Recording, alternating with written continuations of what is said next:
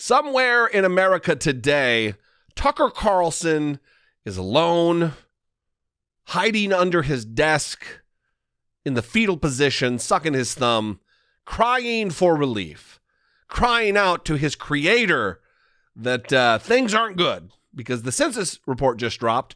There's been a stark decline in the population of white people in America, and that is something that is going to send him and his white supremacist cohort into a tizzy. Reading from the New York Times, this article: a rise in Hispanic and Asian population fuels U.S. growth, census reports. The United States grew significantly more diverse over the past decade as the populations of people who identify as Hispanic and Asian surged, and the number of people who say they were more than one race increased, the Census Bureau reported Thursday. Overall, population growth slowed dramatically over the past decade. The growth that did occur, an increase of about 23 million people, was made up entirely of people who identified themselves as Hispanic, Asian, Black, and more than one race, according to these data. The first racial and ethnic breakdown from the 2020 census. The white population, here we go. Are you listening, Tucker Carlson? With your great replacement theory and your dog whistles to white genocide? Which is a racist conspiracy theory that white genocide is happening through low birth rates and the promotion of higher birth rates with people of color. Real reasonable.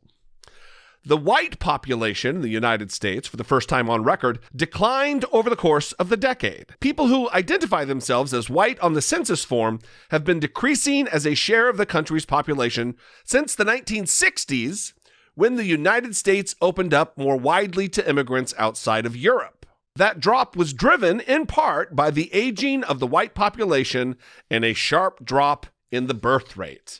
Again, this was expected. I mean, some of these dips or the increases in the rate of population of like Asians, for instance, was surprising.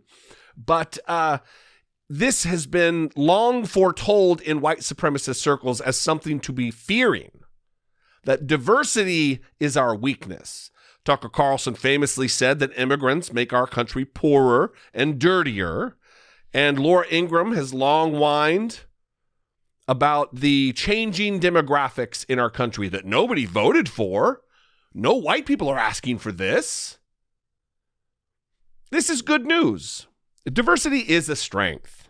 Racial diversity, diversity of thought, it is our strength. When people have different lived experiences and they all work together, drawing upon the disparate lived experiences of each other, good things happen. Evidenced by our country, the progress we've made over the course of the last 50, 60, 70 years when things were not good in America.